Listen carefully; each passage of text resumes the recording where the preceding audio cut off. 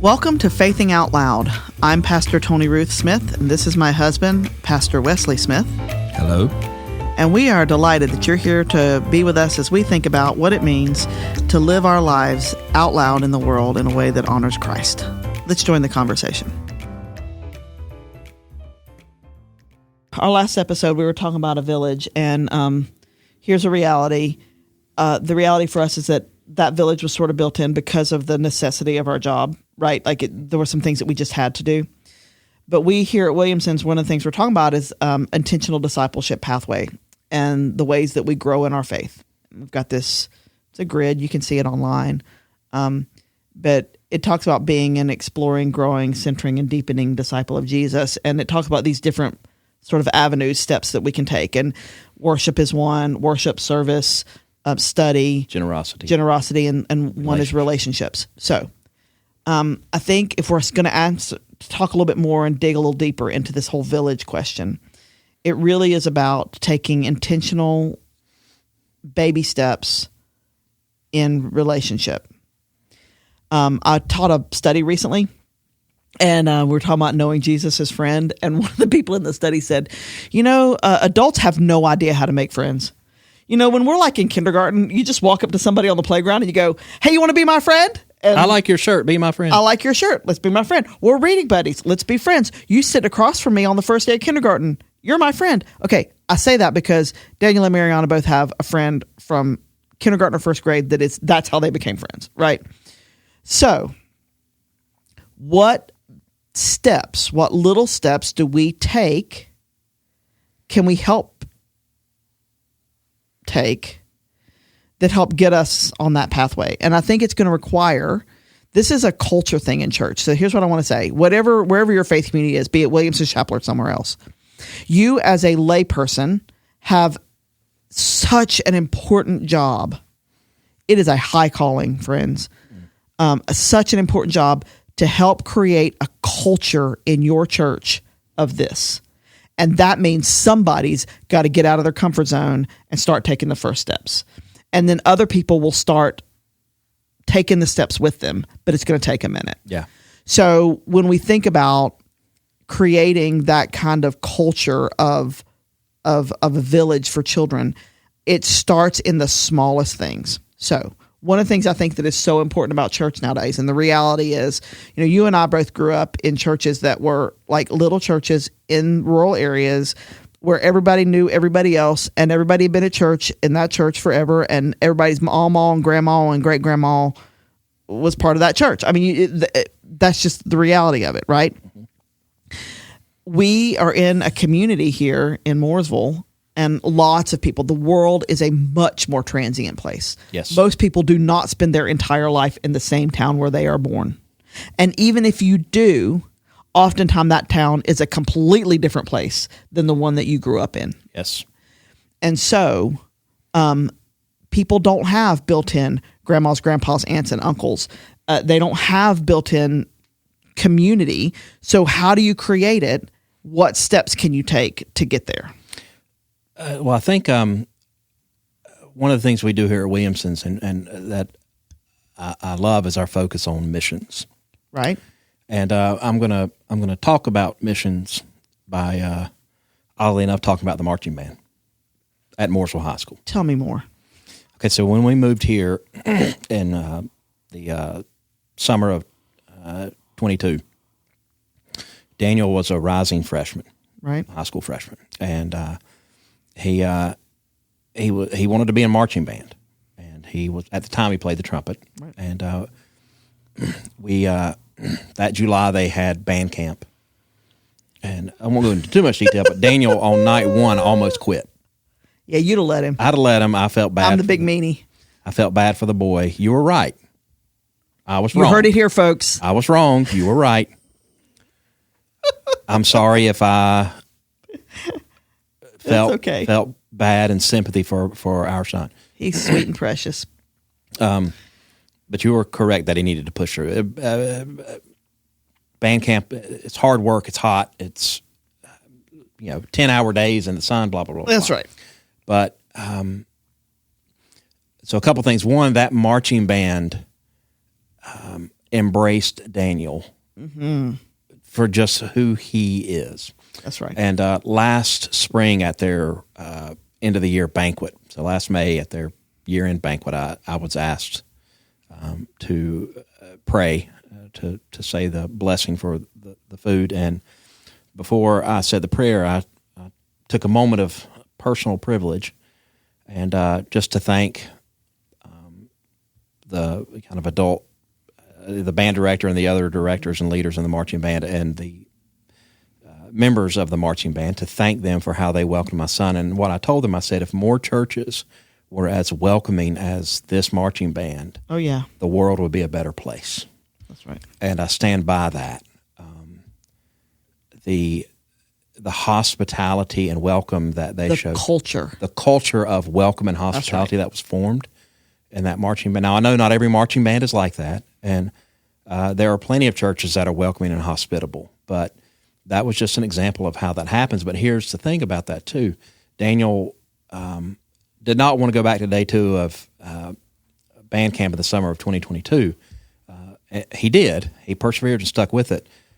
And the difficulty of band camp and how hot and miserable that was bonded those kids together. That's right. So they had this shared experience of hard work. That's right. And I think the same thing happens, and it can happen in churches where, in missions, I've seen this happen when I was a youth minister going on mission trips, and the work is hard. It's good work, but it's hard work. And so I don't want to, even in a lighthearted way, kind of equate this with some kind of trauma bonding. That's not what I'm talking about. But I'm saying doing good work together helps build relationships. Right. So it's not just about showing up and like having things in common or, you know, shared affinity or anything, that kind of stuff. It's doing things together, working hard together for good purposes helps deepen relationship. Right. It's why every youth mission trip helps youth groups bond. Yes. It's how they become community, by going and doing it together. And that's just the reality. That's what happens when they do that. And in order to experience that, it's not, and again, it's not just missions. You know, I've seen people in churches where you'll have this group of dedicated lay people who don't really know each other, but they will help design or plan worship during Advent. Right. And they work hard on that. And at the end of that, they have, their relationships are deepened because they work together. Okay, so let's get more granular then. So what does a faithful step look like? How do you, if you're hearing this and you're thinking, I want to create a village for my kids, how do I figure out who our village is? How do I build the village? What do I do? How do I get out of my comfort zone to do that? I think both from the perspective of the parent that's trying to do it, but also the church member that needs to help create it too. Because somebody's going to have to say yes. Like somebody's going to have to make the first move. I'm not sure who it is, but or I think it could be either one. It could be the chicken or it could be the egg, right? Which came first? I think it just needs to happen. Maybe it's that we talked last week about one step for an adult being going to this family and maybe they sit near you at church on Sunday mornings and you say, and you overhear that they're dancing or they're playing a sport or whatever, and you say, hey, give me your schedule, I'll come to a game. Right? You're not committing to every game, or give me your schedule. When is that recital? I would love to come to your recital, right? And you show up and you bring flowers. It's just a little thing that says to a kid, and sign up for the thing. Like, right? I think part of it, and what do you mean sign up for the thing? What do you mean sign up for the thing? If you're in a church and you're looking to how do I get into? Where's my village? How do I get into it? How to do this? Right. If there's like a mission day or even like a meal at the church or something like that is going to put you in the presence of and proximity to other people in that church where you will have conversations with them, take the initiative and go and sign up for the thing. Right. Reach out to people. Right. This is something that little churches have in spades on big churches. Yes. So hear me when I say, I knew all those. I knew Miss Wilma because she kept the nursery at church. I knew Mr. Sam because he led the opening to Sunday school. We had like Sunday school assembly. I knew the older members of my church because when we would have, Sunday dinners, I was there with them and we were eating meals together. Like, that's how I knew them. And they were easy. It was easier to create community that way. So for an adult, for example, at Williamson's, and I'm giving you examples at Williamson's. If you're here and you're in this community, come on, we'd love to have you. If you're in another community, find it where you are. Okay. So, we do on Sunday nights this thing called Fuel Your Family, and there's a meal involved. You do not have to be a parent of a child to come to that meal. What would it look like if an adult came to that? Right at the end of it, we're doing this in just a few weeks. We do this at the end of Fuel Your Family in the spring and the fall. We have a worship service where the kids lead worship, and oh my gosh, it is the best worship service of the whole year. Adults should come to it, regardless of having kids. Flip side of that, turn that coin around. If you have kids, we don't have a lot of kids that show up on Wednesday night for dinner, but man, dinner's done. So come and have dinner and sit with somebody that's older. One of the most beautiful things about church that I think I'm trying to get at is, where in the world, if you live in a community that you're not near your parents or grandparents, where in the world are your children knowing people that are in generations other than you and them? There is so much value and wisdom in your children having relationships with people that would be their grandparents' age and maybe even their great-grandparents' age. There is so much value in that older person and the joy that your child can bring to someone who maybe their grandchildren aren't in town either. Mm-hmm. There's sort of reciprocal joy there that can be created. Maybe it's the people that sit around you. Everybody, I don't know if you notice this, everybody eats meals. And just in case you knew, and you can totally make friends by inviting people to go have meals with you. Yes. I know it's shocking, and it would be easy to just do that with your peers. But what does it mean to, like, if there's a family that sits near you, invite them to come to lunch with you after church one Sunday? Say, hey, we're going to go to lunch. Would you come with us? Yeah. And like somebody took us out to lunch last Sunday, and they really, really wanted Daniel to come. Yep. And they invited Daniel, and he came. And that's probably the first deep connection he's made outside of youth group here.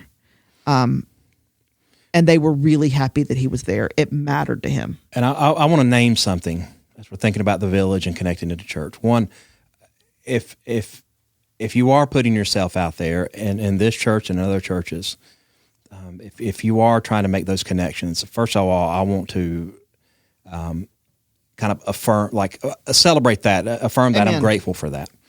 And two, understanding how difficult that is, because one of the things that I've kind of has disappointed me as an adult, not in church. I mean, it is in church, but it's not just about church. One of the things that has disappointed me as an adult is how often the same kind of things, ways we acted in middle school, mm-hmm. persist into adulthood. Oh, yeah, for sure. Cliques, in-group, out-group, who's cool, who's not. Seeing that show up again and again and again in adult relationships is really disheartening. Not just because I'm a nerd, but what I've come to understand and experience my own life, the idea of cool, of being cool, is toxic. Oh my gosh, yes. For church. It is toxic. That's right. Because the person that's on the out is probably the person that most needs the connection in the community. And that's struggling by being the most. Cooler than thou, by asking who's in, who's out, by paying attention to status or any of that stuff, we could be getting in the way of somebody knowing Jesus. That's right. We could be getting in the way of a family of if you're treating someone like you're better than they are, you're cooler than they are, God forbid that you prevent their children from knowing the love of Jesus. Mm-hmm. And in our culture, we in the church have work to do in that regard. Amen to that. We serve a God who does not judge by external standards the same way we judge. God looks at the heart. That's right. And if we're going to create a village, that village better not be built on the standards of the world. Mm-hmm. It has to be about the love of God and Jesus Christ. That's right.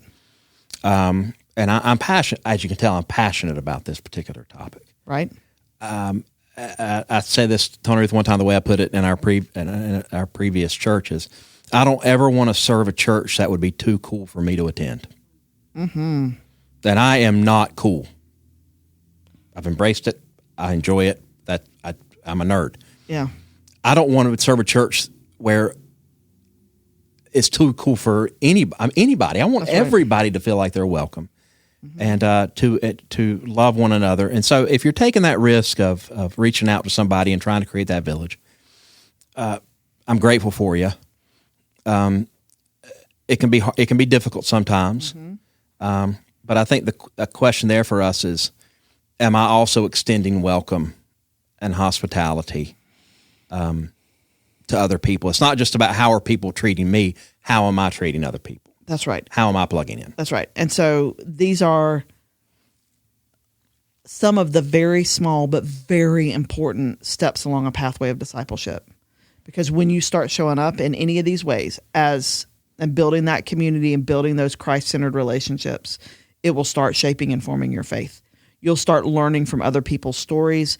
You'll gain wisdom. If you're the younger person, you're going to gain wisdom from the older. If you're the older person, you're going to gain perspective and understanding about the next generation that is very important for your continued growth in faith. Yes. You're going to see through other people's eyes, and it is game-changing. Yes. So important to do it. Well, so we got to keep talking about that. Let's keep talking about it. Thank you for joining us on Faithing Out Loud. If you are in the Mooresville area, we'd love for you to join us for worship on Sunday mornings at 9:15 or 11 o'clock. And if you're not in the area, you can check us out online and go to our website, willchapumc.org. Catch the live stream there, but also see everything we've got going on here at Williamson's Chapel. We'd love to connect with you. And don't forget to like and subscribe on whatever platform you're listening on. And if you feel so inclined, leave us a review. Look forward to connecting with you, and we're glad you're listening.